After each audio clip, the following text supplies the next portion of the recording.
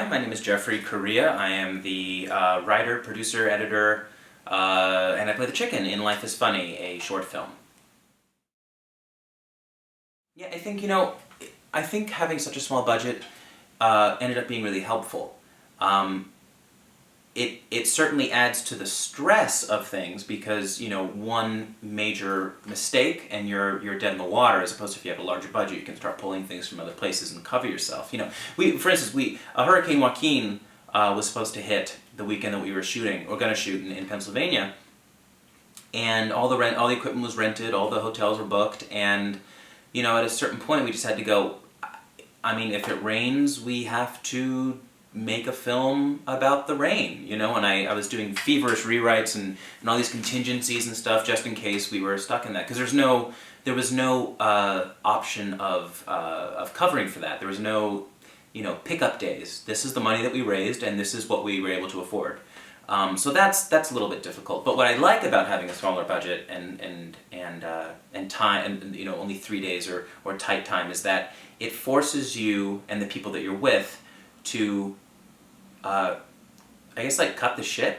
It forces you to be focused. It forces you to make decisions. It forces you to be smart.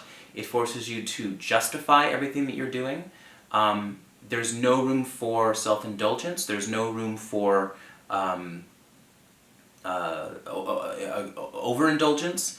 In a lot of ways, you need to have structure in order to create something. You need to have lattice work to build a building.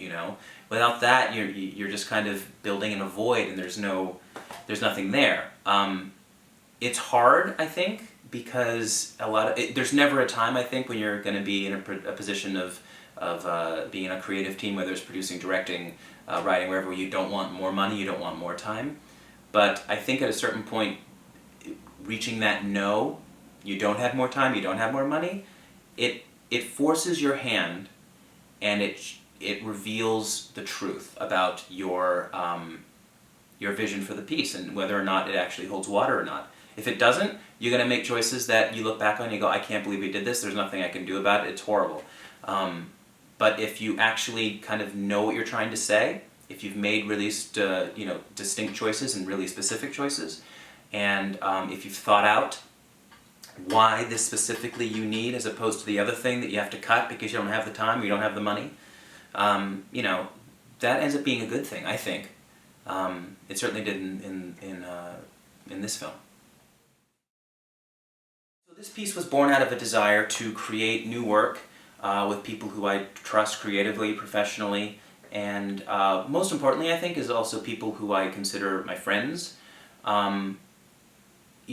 A lot of times in this business, you aren't really in control of how often you work or where you work. You can create your own stuff like what I've done here, but you're often kind of at the mercy of a business that is very random in when it lets you do what you want to do with it. And part of the purpose of doing this, and part of the purpose of including all the people who I did, was to give everybody an ability to express themselves and to use their creativity to create something new and something interesting.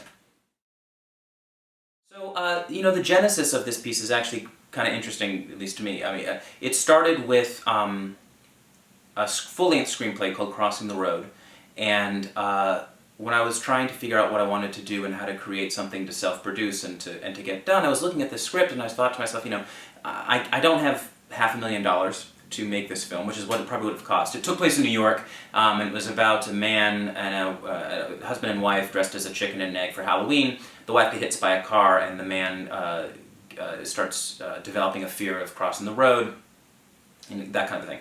And so what I did was I kind of took elements of that film and distilled it into kind of its core essence, which was really about the journey from hopelessness to hope, and started to write a short film, and was consciously aware of trying to make it as, put on my producer hat, not just my writer's hat, and say, I want to make this financially viable. I want to be able to say, I can do this for X amount of money. I want to be able to say, I can do this in X amount of time.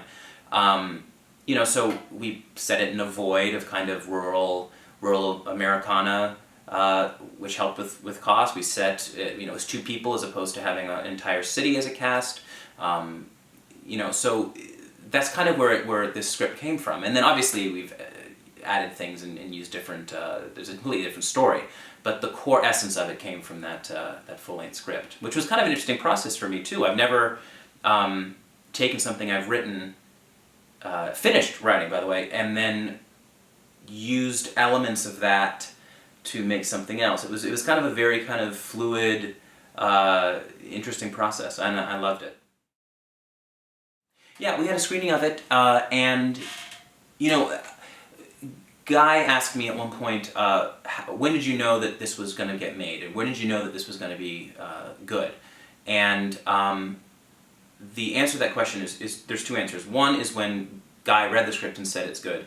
Sometimes as a writer you write in kind of a void or a vacuum, which is unique in terms of the arts. As far painting, I guess, would be similar, but you kind of create. I can write alone in my apartment, and that's creation. You can't do theater without an audience. You can't do film without an audience. There needs to be someone there to see it. There's a tendency sometimes as a writer where you kind of doubt your ability, or I guess you'd say, or doubt that you are communicating or using language in a way that's actually going to communicate and reach through to someone else who reads it or who sees it. And when Guy Stroman, who's kind of my acting mentor and friend, and who I wanted to get involved in this, read it and was talked raved about it and got it, and started using and talking to me about why I chose this or why I chose that, and understanding why I did that.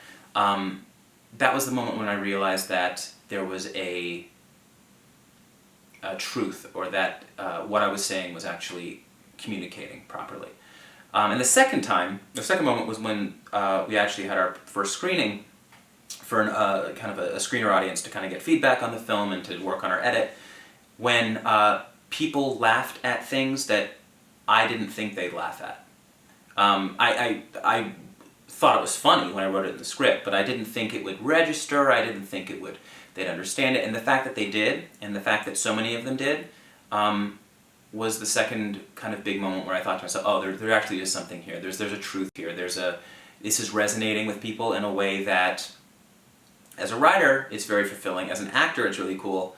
And as an editor, especially in this medium, it's doubly cool, because then I know that I'm not only just telling the story with the writing of the script or the acting of the script, but also how the film and how the story is being actually shown to the audience. So it was validating. I hope that, I guess my final thought would be that I hope when people see this film that they recognize the simplicity of it, and that they understand that there is an intentional simplicity to what we've done.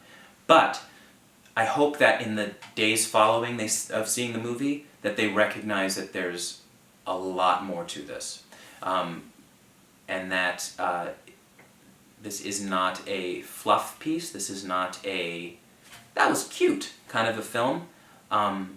It can read that way, but I hope that kind of the deeper meanings and the deeper things that this film kind of deals with, in terms of existentialism, in terms of purpose, in terms of life and death, in terms of lost love, all that kind of stuff. I hope those are the things that stick with people long after the film, because at that point, as a writer, I win.